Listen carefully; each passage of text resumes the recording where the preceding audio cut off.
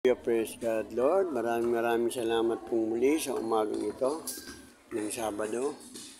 Muli po kami lumalapit at lumudulog sa iyo at nagpapasalamat, Panginoon, sa lahat ng biyayang aming natanggap sa magdamag. Sa aming pong panibagong buhay at kalakasan, pinupuri at pinasasalamatan ka po namin, Panginoon. Lord, sa umaga pong ito, muli po kami lumudulog ng iyong habag at humihingi ng iyong awa. Napatnabayan niyo po muli kami sa maghapong ito at ilayo sa namang uri ng karamdaman ka. Maraming salamat po sa lahat ng biyayang pinagkaloob mo sa amin sa magdamag.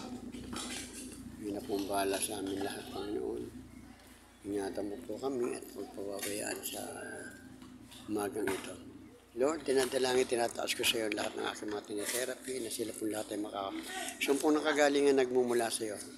Lalo na po si Kaloy, tatay ni Jennifer, si Juby, Panginoon.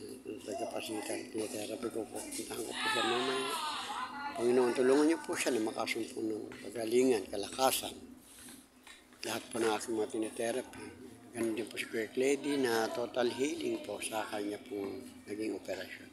At lahat po na may karamdaman maging nasa anlantahan. Patnubayan niyo po kami lahat, Panginoon. Patnubayan niyo sila lahat. Ganun din po sa mga nasa hospital. Sila po makasumpo ng kagalingan at mumula sa iyo. Maraming salamat, Lord Ama. Sa maghapon po ito, Panginoon, humingi kami ng iyong gabay, patnubayan, balutin ng iyong banal na ligo, upang sa gano'n kami po lahat ay malayo sa mga uri ng karamdaman at kapahamakan at makagawa at makasumpong ng mga bagay na naayon sa iyong kalooban. Maraming salamat po, Lord God. Pinupulit pinasasalamatan ka po namin, Panginoon.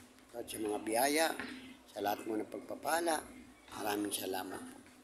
Tulungan niyo po, Panginoon, ang mga naiwan ni Epoy, lalo na si Bito.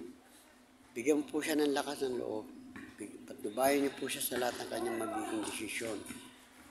Gabayan mo po siya, Panginoon, at itama sa lahat ng kanyang gagawin. At bigyan, Panginoon, ng mga pagpapalang naaayon sa kanyang kabuhayan mula ng kanyang pagpanaw ng kanyang ina. Tulungan niyo po siya at huwag siyang pababayaan. Gabayan niyo po siya palagi, Panginoon. At sa pangalawang yugto ng kanyang buhay, tulungan niyo po siya, itingatan. Huwag niyo po siyang pababayaan. Ganun din po lahat ng mga may karamdaman, no? Yung aking po apo na si Radley, tuloy na po ang kanyang paggaling sa kanyang tonsil. Ang aking apo na si River, si Sky, tulungan niyo po siya palagi. Gabayan ang aking mga apo. Ingatan, lahat ng aking mga mahal sa buhay. Maraming salamat, Lord. Maraming salamat. Kaya lahat po ng papuri pasalamat sa umagang ito, Panginoon, na ibinabalik ko po sa iyo.